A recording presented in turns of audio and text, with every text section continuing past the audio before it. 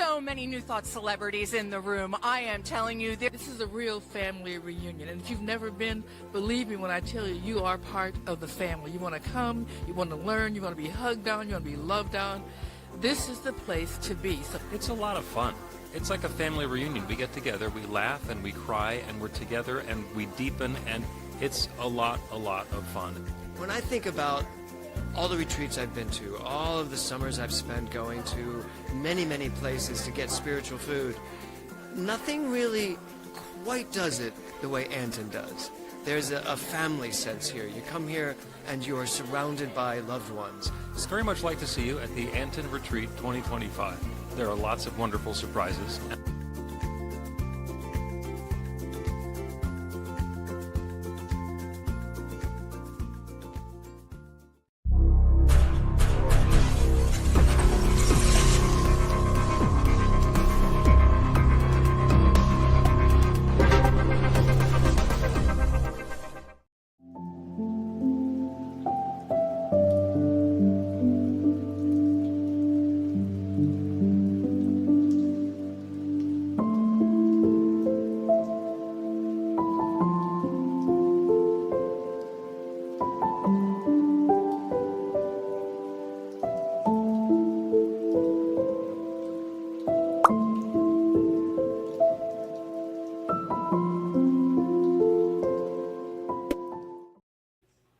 It is the Practical Prayer Podcast. Actually, it's Practical Prayer on New Thought Media Network, in the midst of which we will record an episode of the Practical Prayer Podcast. Didn't want to get ahead of myself too much over there. So, good afternoon, Carol. Good afternoon. So, good afternoon. I played the promo for the Anton Retreat, which is captivating my attention because I'm a retreat co-chair and the administrator. So this week, my life is pretty much filled with Anton Retreat details. Well, but it's going to be a spectacular event. Sounds exciting. Yep. It does. Including, still there is still time to register to attend virtually.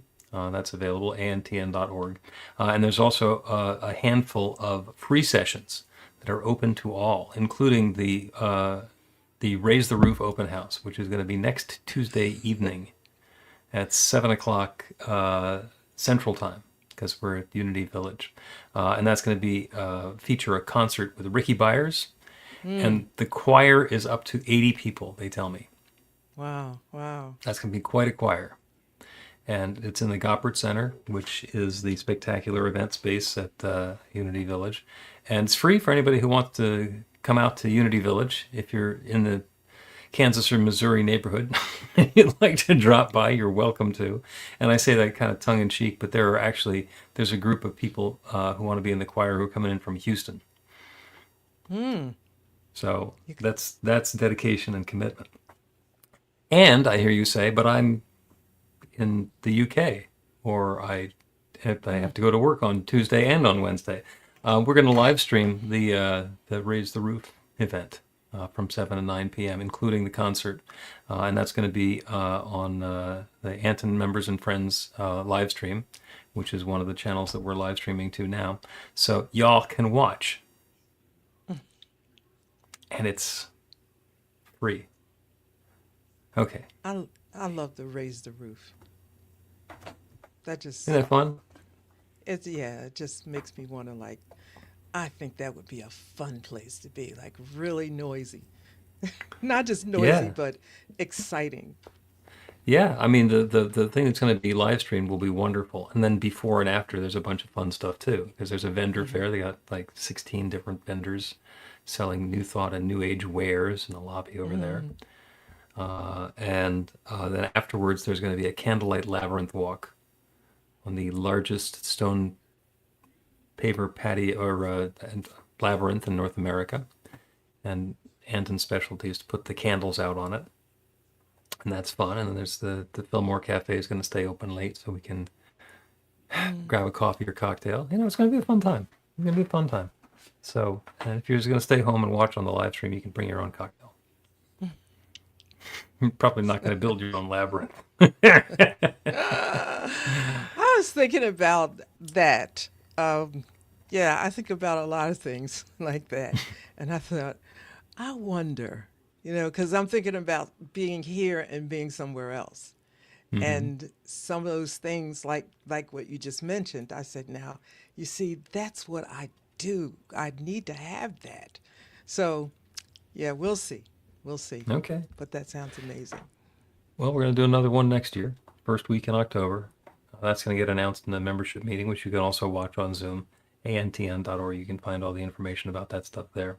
But in the meantime, let's focus on the topic at hand, which is the Practical Prayer podcast, which we're about to record. Oh, and Yeah, yeah, yeah. I've even forgotten to do all of my usual business. If you have a question or comment, you can put it in the comments in your social media that you're watching on in the live stream, and we will respond to you. Or you go to the website at bethelight.com. That's be-the-light.com, just like that. And there's a section of the Practical Prayer podcast, and you can put the question in over there, and we'll answer it at a convenient moment. And we get together every week, and Carol comes up with a topic. And this week we kind of stumbled our way into a topic. So we'll see what it means. And yeah, so you want to start a podcast? I'm ready.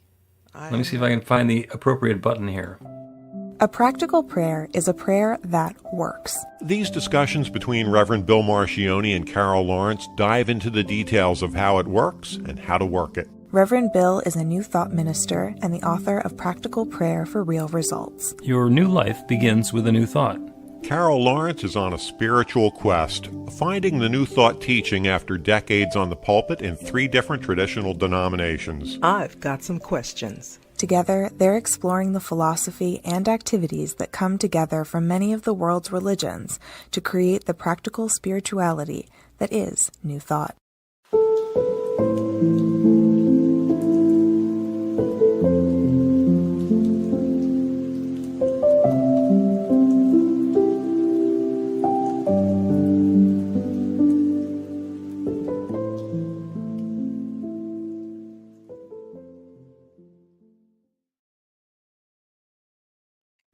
Welcome to the Practical Prayer Podcast. I'm Carol, here with Reverend Dr. Bill Marchiony. There's something about intelligence and the various flavors that intelligence takes that is worthy of discussion. And this is something that's been coming up a lot for you in social, spiritual, and intellectual circles. Yeah, yeah. Okay. And I thought about, let me say this. When I was little, and you've heard me say this a lot, I was little, so I was the only child for a good while, and spent a lot of time by myself and trying to figure out what the heck is going on, and what you don't. When you're a kid, you make up stuff, right? You fill in the gaps.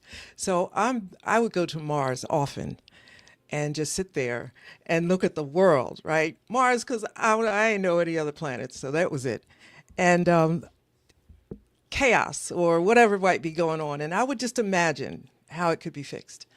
So I still go to Mars in a different way, but there are times when I'll just say, you know what, I'm just going to Mars. And I look at the world, and it is in such chaos. Not that it hasn't always been, but it's so much more. And we don't need to go into because everybody knows the stuff. But then there's AI that has come, and it seems like there's a lot of stuff going on here, like really more than usual. And so I'm sitting on my Mars, and I look back and I'm thinking, what is all this? And nobody's listening. And here's the thing, is anybody thinking? And I don't mean to be negative when I say nobody's thinking. It's that there's like this big storm going on, like the Euroclydon in Acts 27, just stuff going on, all just winds blowing every which way. And I'm wondering, is anybody thinking? So AI has really, come in along with the rest of the stuff that's crazy. And if you're not listening, if you're not thinking, if you're not on your feet, if you haven't had enough sleep, you're not able to distinguish, I think, the crazy from what's good and what's positive, what's progressive, and what could be helpful. And all of it, even AI alone, can be frightening. So if it was nothing but AI entering into our life space, it would be frightening. But wait a minute, what is this exactly? You said, I think you used the term divine intelligence. Mm-hmm. That's where it all begins. So let's start there. And perhaps we can allay some of this fear that we have with artificial intelligence. It really is not artificial, it's divine, right? It's divine. It's artificial if you look at yourself. This is going to be ridiculous, but if you look at yourself from look at it from the external perspective, where things are happening on the outside, okay, then it's artificial. But when you look at it from a perspective of God is everything is God, everything, is God. It's not artificial. It's just created in a different flavor that is more palatable. And so if we each take a little bite of what's palatable to us, it's not that big a deal. It's exciting. It's fun. If you only, I'm going to say this and I'm turning it over to you because you're going to fix all this. So I had a doctor's appointment this morning, and there was some scrambling going on, and this is like a really, this is whatever. And I thought, AI would fit in here, just perfectly smooth out some of this. And so it's like, take your little piece. Don't get all freaked out about it. Artificial intelligence is not going to, you're not going to die. It didn't come to kill you. It didn't come to take your life. Just pull out your little piece, and maybe it will work to help your dream come true. Do you know? Because it's God, right?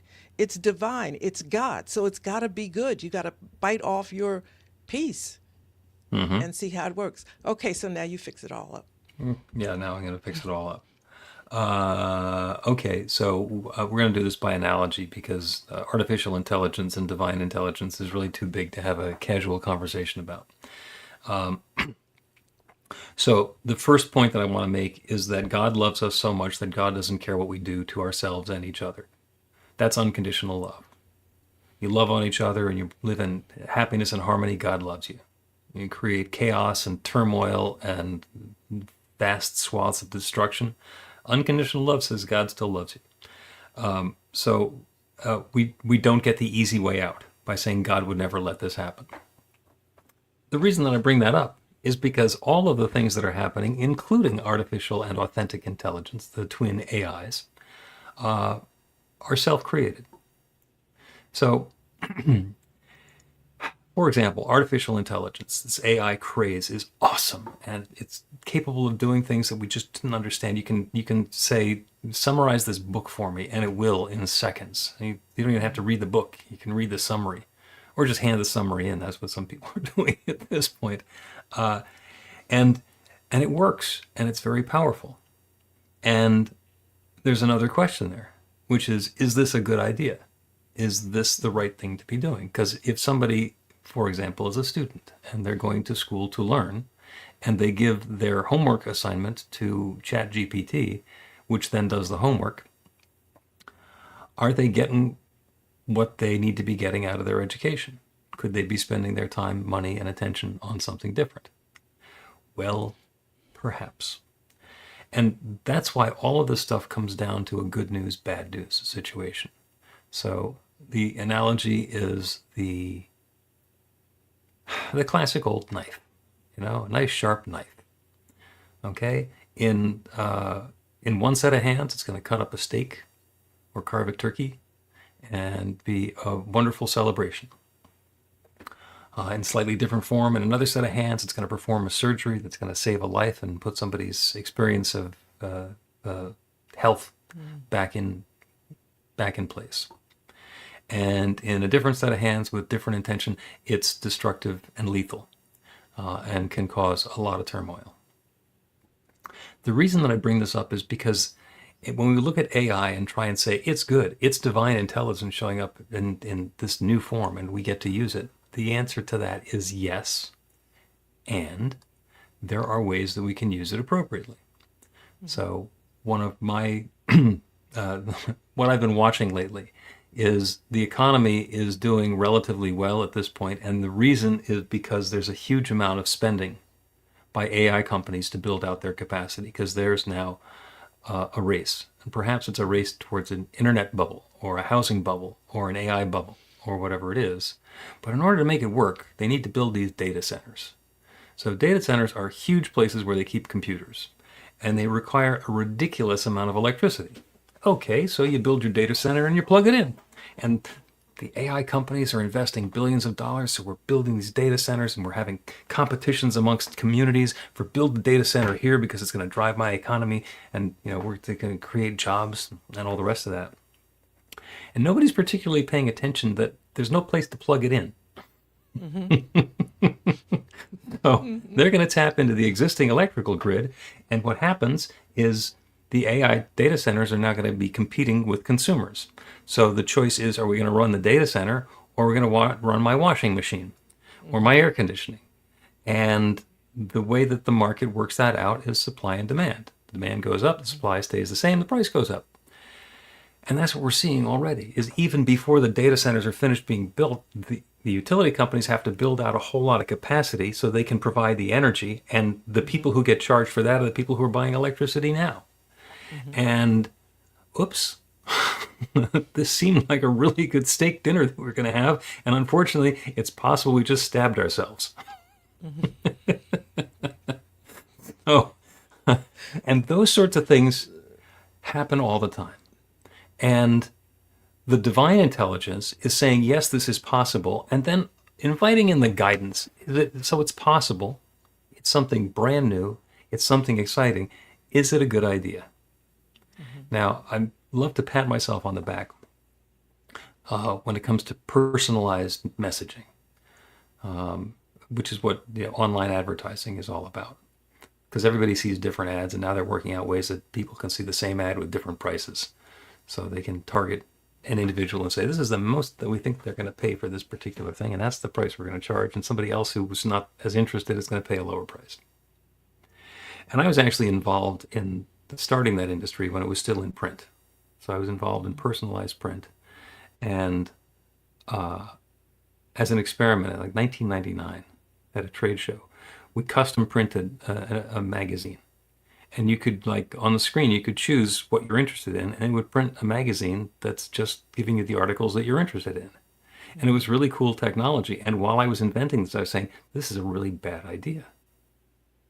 Because everybody's going to get different news, and nobody's going to be able to tell what the overall big picture truth is, because we're just focused on our little tiny lane.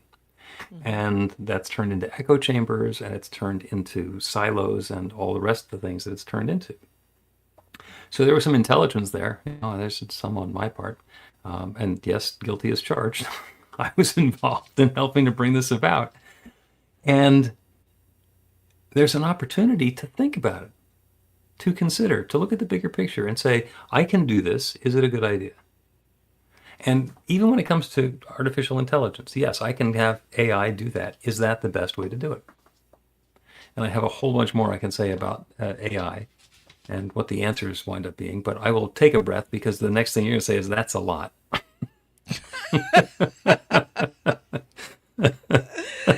Yes, yes, and yes. That is a lot. However, That's a lot.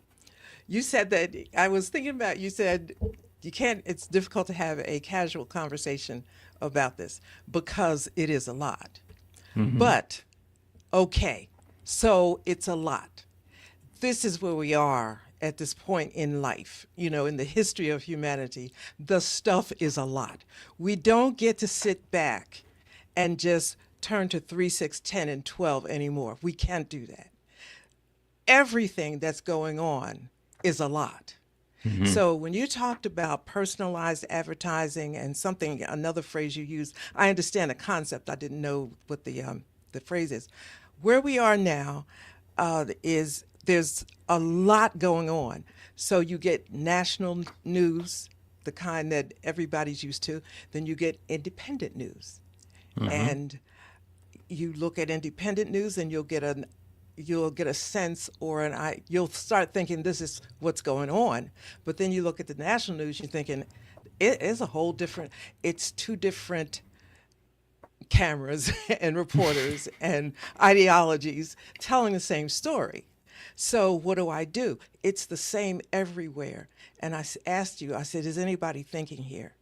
You have to figure out what's best for you. You know, like I bite off the independent news and I bite off over here because I think I need a bigger picture. The independent news is telling me what I want and I feel good for the day. But if I get a glimpse of something over here, I'm thinking, all right, Carol, stop. Listen and synthesize this.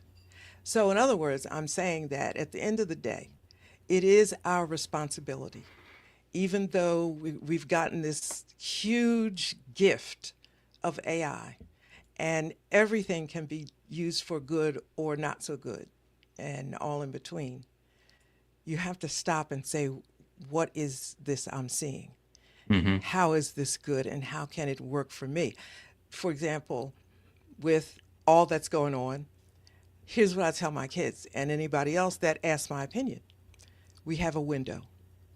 Well, how much of a window we have? Don't worry about it. Just get on it. Think about what's good for you, right? Your finances are all screwed up right now. Well, while your finances are all screwed up, and as you said, things are going fairly well, see how you can straighten it out, okay? So if you have a window that's 30 days, fine. If you have a window that's 6 months, fine. What's the difference? You got to get your stuff. There's a point at which you have to stop and take responsibility and call on that infinite intelligence that is available to you, because all of this is much. Mm-hmm. It's a lot. And, you know, you could be overwhelmed and just pass out. Well, don't do that. Just take a piece, digest it. Okay, how does this work? How does that work? Otherwise, you'll get overwhelmed. I don't think life is ever going to not be a lot anymore, at least in our lifetime. I think that's true. And I'm thinking of a whole bunch of different things to say, but let's take a break and then continue saying them. Learn to put practical prayer to work in your life. The steps are simple to learn and let you begin to get real results to create the life of your dreams immediately. Reverend Bill Marchiony's widely acclaimed book, Practical Prayer for Real Results, gives you a clear summary of the New Thought principles behind practical prayer and the series of easy-to-understand steps found in the most effective prayers from religions and spiritual practices all over the world and throughout history. Practical prayer is not a replacement for your religion or practice. It's a technique to make the work you do in consciousness even more effective. The book includes 40 prayers on various topics that you can adapt as needed and use as your own. Practical Prayer for Real Results is available in paperback, Kindle, and audiobook on Amazon or at b-the-light.com. That's b-the-light.com. Welcome back to the Practical Prayer Podcast. I'm Carol, here with Reverend Dr. Bill Marchiony. We're talking about intelligence, divine, artificial, authentic, and otherwise. And somebody did a survey in the last 10 years. And the survey question is, do you believe that humanity is taking more resources out of the crust of the earth than are being replaced? And uniformly, everybody says yes. Everybody says, yes, we're taking more out of the earth than is being replaced. So, and that's in the form of minerals and oil and all of it. And everybody agrees on that. And then the disagreement becomes, well, is that bad? Is that causing climate change? Is that going to damage the environment? And what is that going to do to my business and my livelihood? Because I'm really living a comfortable lifestyle by having a car that gets pretty good gas mileage, but is still putting carbon out into the yada, yada, yada, yada. Wind back 300, 400, 500 years to when the Europeans first got to North America, and they wanted to buy the land from the Native Americans who were living here, and they just laughed. Like, what do you mean buy the land? You can give us the trinkets, but we're in a partnership with the land. They didn't get it. They didn't understand the sort of pillaging that could happen to their environment. And that pillaging has been going on for an awfully long time. Is it a good idea? Is it possible that the perspective of we're in partnership with the land and we can all eat really well if we like basically catch a buffalo and then eat it, and then when we're hungry again we catch another buffalo, instead of making this massive system out of feeding lots and lots of people? And by the way, we used up all the buffalo.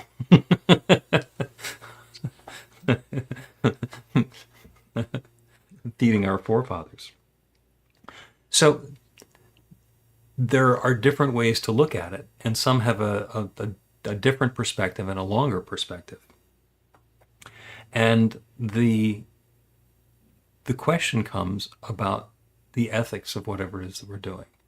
So if somebody says, oh, I have to get the answer to this test question, and I'm supposed to know it, but I don't, so I'm going to ask ChatGPT, that's not ethical. That's not the way to do it. And people are cutting corners, and there's a lot of cutting corners that's been going on. Ethics is really tricky. Doing something that's ethical is really tricky. My daughter just started a graduate program, a doctoral program, and the coursework that she's doing now is research methods and reporting on research methods. And a big deal about research is doing things that are ethical. So you can't do a study that's going to harm the people who are in the study group. So there's a lot of focus and a lot of attention that goes into that. And now I bring up The World's Biggest Loser. So the reality TV show that was on in the early 2000s. Because somebody did a documentary, and it just came out recently, about whatever, season 6 or season 9. And the show had been going on long enough that some researchers said, hey, we want to study metabolism. And they've got this group of people who are dead set on being in this thing where they're going to eat very little and they're going to exercise themselves like crazy. And there is no way in the world we can set up an ethical research study to have somebody approve this, because getting people to do that is just unethical, to starve them and or yell at them and force them into physical exhaustion. But they got the okay to do it because these people were going to do it anyway. And the ethics question was answered ahead of time. And then they got to look at this unethical situation, and they learned something about it, that metabolism doesn't work the way we thought the metabolism worked. And the things that caused the weight loss weren't the things that we thought caused the weight loss. The things that keep people to have the weight stay off is also different. And it's like, what kind of intelligence is that?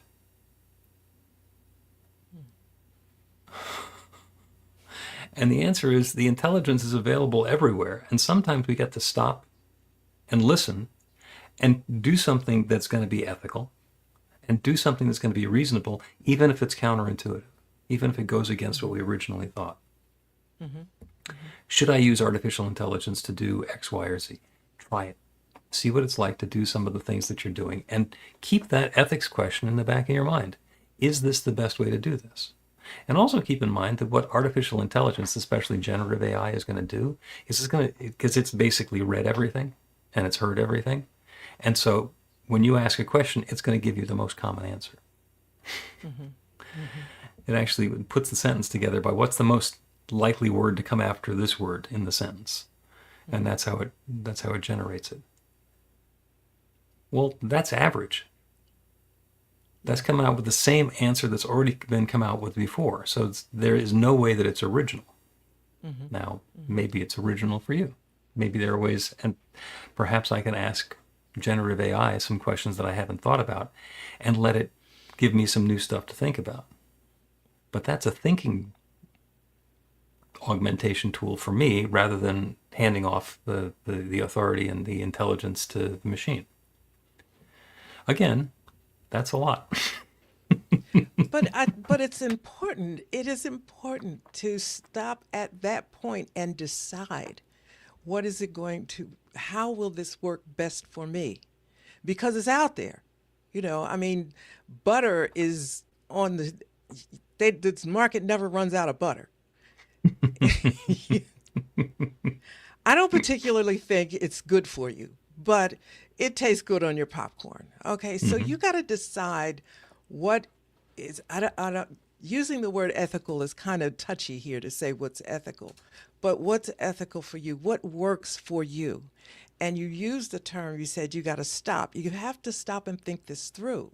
Now, what I do has always required, and continuously even more, requires that I read and I understand. I read. And so I do that. My whole world is scheduled around my being able to read and synthesize what I've read. So I could go to AI and say, here's the subject, give it to me, bam, I got it. In 4 seconds, 5 seconds. That doesn't work with me. Right. It doesn't, because I don't know it here. So, okay, I can get by with this, or wherever else I am, I can get by. But suppose I'm somewhere else and I don't have access to that. And you ask me about something that I clearly sounded like I have had expertise in, but on the spot without the instrument, I don't have it. Yep. Right? Now, number one, that's totally embarrassing. Number two, it's totally avoidable. You just don't use it that way. I decide that, yes, it will help me do research faster, but I still have to digest it. That's as far as I'm going with that. I'm just going, that's it. And the other thing, people will say, well, things are moving. Listen, I don't talk about anything I don't know. So if I haven't had a chance to digest it last week, that is not the conversation for this week. Wait next week, put it on the calendar until I can do the work. That's, what would you call that? That's a personal ethic, would you say? Yeah. Yeah. But what other kind of ethic is it? When Well, you get down exactly. to it, yeah. Well, yeah, and like our organizational, governmental, societal ethics are basically personal ethics that are reinforced and agreed to by everyone. There's some things that we just agree are wrong, and things that we are agreed to that's our highest and best that we can aspire to. And that's all a question of ethics, although we usually don't frame it that way. And somebody does something unethical and then they start looking at the law. Well, yes, I know it was unethical and you know it's unethical. What does the law say it's illegal? Because where I'm going to spend the next 6 to 10 years depends on that question rather than the ethicality of whatever the action was. So there's, just for fun, I had ChatGPT write a sermon for me. Didn't use it. Just asked, and it was like, give me an Easter sermon based on metaphysics of Easter, using New Thought terms. And it was not bad. It was not inspiring. It was not bad. It didn't actually turn up anything new, because I'd done several of those talks previously. So it was possibly not just the sort of thing that everybody would say. It might have been things that I said. Who knows what's going into the language models that they're using. But I would never use that right out of the box. Now, there are times when I'm preparing a talk and I'll Google things and look stuff up and get myself some new insights. Say, hey, how does this apply? And then look at what the facts are and then be able to weave those together. But I'm using it much more, like you're saying, as a research tool to throw logs on the fire rather than to be the entire fire. And a friend of mine, Nicholas, is working on an AI tool. He's actually made some great progress and is getting ready to debut it for New Thought and for students of New Thought. And rather than teach you New Thought, what he's done is he's taken a lot of the material that is available in the public domain about New Thought and put it into a learning engine. So you can then go in and find out what Ralph Waldo Emerson and Emma Curtis Hopkins and Thomas Troward had in common. What are the things that they said similarly? What are the things that they said differently? Does this group think about this or that? And it's the same sort of research that you do all the time, because you have these conversations with your ascended masters and you let them argue with each other. That's because you've done the same amount of learning, and you can do that in your own using protein-based intelligence to put those pieces together, and it serves as guidance. So you can say, oh, okay, so if I'm going to talk to somebody about that, I'm going to teach a class about this, this is some of the commonality that I can point out. This becomes a resource that I can use and channel into my life, into my experience, into my work. But it's different than just clicking the go button and letting the machine drive the whole conversation. Mm-hmm. And it's how you feel about it, and this is really going back to, you remember we talked about the work that you have to do in terms of your own self-development and your own spiritual elevation and all those fancy words that we can use. It's who you are, and everything that I do, and believe me, like I'm stumbling all over the place. So I'm not saying that I'm perfect. I'm saying, the only yardstick I have is me. So what makes me feel okay and good and positive and empowered is that I know what I know, and I know how to find it. You know what I mean? I guess because I've been on this track for so long, I know what I know, and I know how to get what I need to get. And then if I sit still and meditate and do all the things that I do, I'm going to hear from my ascended masters, and I have my definition of how they come, and others, it doesn't matter. I get it. I get it. And I'm learning to get that information from a number of different ways. And I even at some point I picked up a new tool, and I felt very unsure about it, and listen to this now. I'm feeling, is this ethical? Is this whatever? Should I do this? And I sat there and I said, Spirit, I'm just not sure about this. And here's what came back to me. Carol, if I put a monkey wrench in your hand, you would still use it to do what you do. What's the point? I laughed so hard, and all of a sudden that thing that I wasn't concerned about just became a tool like anything else, and so I use it. Mm-hmm. But it starts with you and who you want to be, who you think you are, what's good for you, what works for you. And then what comes into your space, if it doesn't matter, you're not going to feel, you'll feel a resistance to accepting it. Mm-hmm. Does that make sense? That makes perfect sense. And in fact, we're going to take another break, and then that's what the prayer for this episode is going to be about. Because God knows what's ethical, and we can ask. Mm-hmm. Get inspiration in an instant.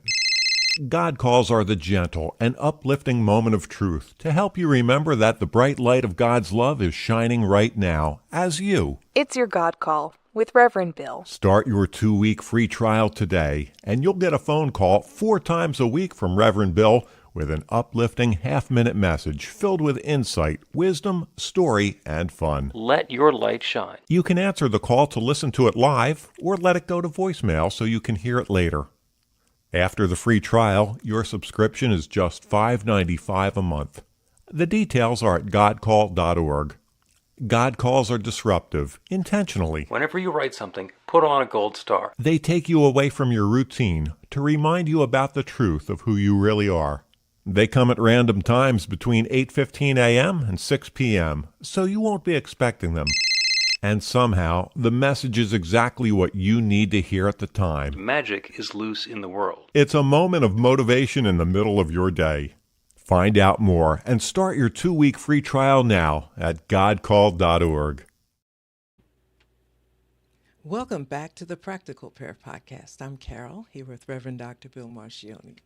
It's been a wonderful conversation about intelligence, authentic and otherwise, and the partnership that we either find ourselves in or the competition we find ourselves in with machine-based intelligence or knowledge or logic, and all of the questions that brings up. And it's not just about artificial intelligence. I keep on seeing things about I'm spending too much time scrolling on screens. I'm losing track of what's important to me because I get onto Instagram Reels and I pick my head up 5 minutes later and it's 2 hours have elapsed. And I'm binge watching YouTube and the excesses that we get involved in. And they're very real. And the businesses that are making their livelihood from keeping our attention are working real hard to be able to do that. And our responsibility, our opportunity is to be clear about what's good for us. And that applies in the areas of what's the ethical way of using artificial intelligence, or is it worth doing anything at all with? What's the right content about my personal life to post on social media? Who should I listen to when I'm just doom scrolling around and trying to find the news? Is it news just because it showed up in my feed, or is there some step that I get to take? There's a lot of implications in there. The prayer today is about divine guidance, because there is one infinite intelligence. There is one mind. And that one is sharing itself as all of its creation. It's one mind, it's one energy, it's one love, it's one life.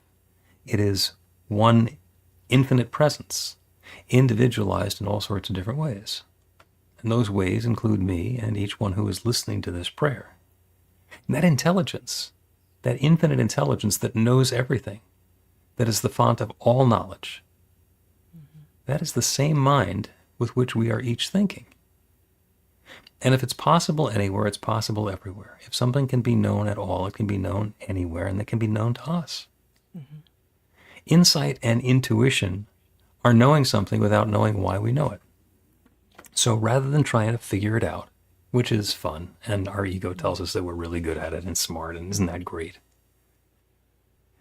Instead of figuring it out, we can go within and turn our attention away from the world around us to that infinite intelligence, that divine power and presence that abides within, that bright light of God's love that is shining now as each of us. We are each an individualized human life, and we know how we got here, but we have no idea how to create a human life except by starting with another human life or two. That infinite creative power that has created everything has created each of us, and it continues to create. It knows how to do all this. It knows all of the answers. It has all the insight. So as we let go of our attachment to that which we want, which we prefer, we let go of the how and the timing and the insistence that it be our way. We can ask that question. Is this my next best step? What is my next best step? Is this ethical? What is the highest and best that I can do for myself and those around me? And in fact, all of humanity, in this next activity, in this next moment. To pose these questions and know that that infinite intelligence is available. It is sharing itself now and continuously as and for and through each of us, and that guidance is available. So as each of us opens to that guidance, the insight, the wisdom, the knowledge, the knowing of that next perfect step is made clear. And it doesn't need to be subtle tea leaves. It doesn't need to be little tiny hints. It can be a bright light and an obvious sign. And that's what I'm claiming for each of us. That next perfect step being revealed in a way that is so completely clear and obvious. And I know that that infinite creative power that creates everything is creating this goodness, this newness now, as and for and through each of us. I'm so, so grateful for it. I'm grateful for the good that's coming into the world by means of us. I'm grateful for that new uplift as we take those next best steps. I'm grateful for the awareness of this creative process and the ability to speak this word and release it into that creative law. And so with gratitude for all of this good, I speak this word and I release it into that creative law. And I know it's already saying yes, and the good is at hand. And so it is. The Practical Prayer Podcast with Reverend Bill Marchiony and Carol Lawrence is a production of BeTheLight.com. be-the-light.com. Where you can find more information about practical prayer for real results. Our theme is by Music of Wisdom. You can learn about the spiritual community of New Thought Philadelphia with daily guided meditations, weekly celebrations of spirit, and Reverend Bill's classes in practical spirituality at newthoughtphilly.org.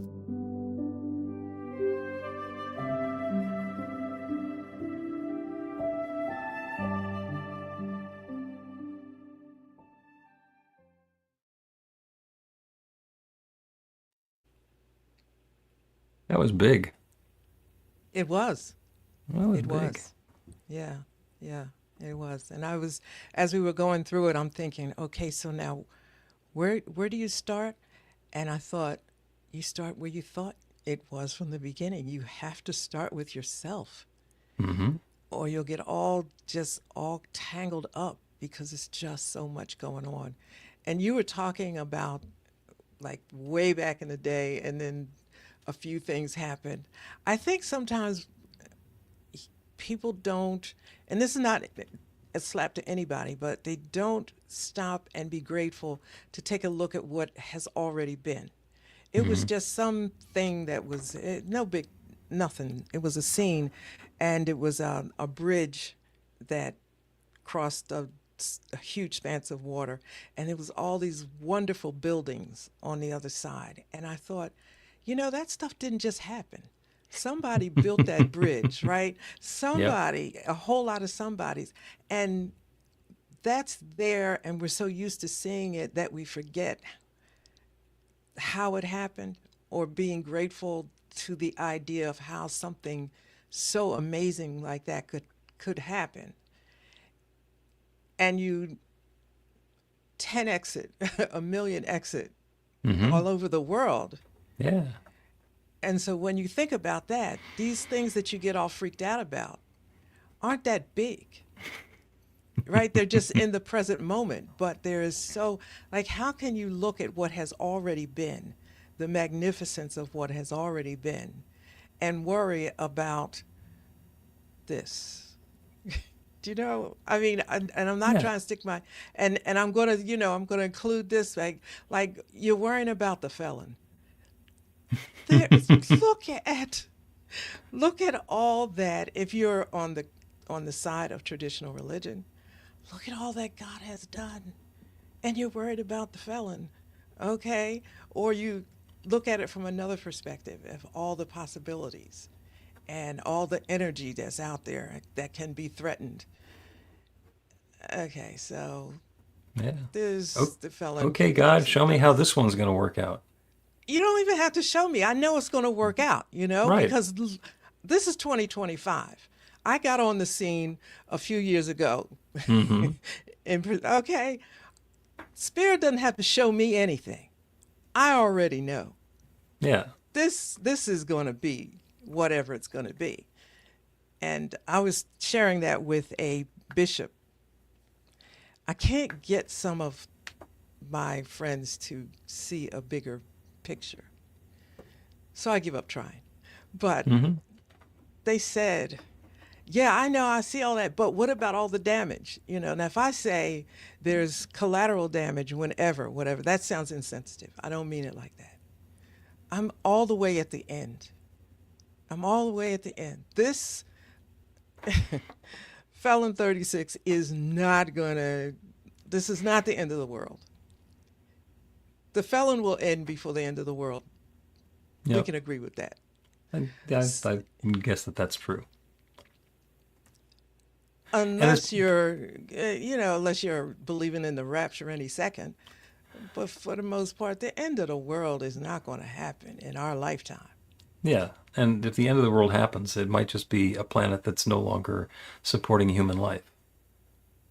And, from a selfish standpoint, I think that would be bad. But that is simply an opinion. There are people who have looked at humanity and said that's basically the infection that's ruining Earth. Oh, listen, I heard a little thing. I think it was it about butterflies? It was something I was rushing this morning. I heard it. Bees, I think.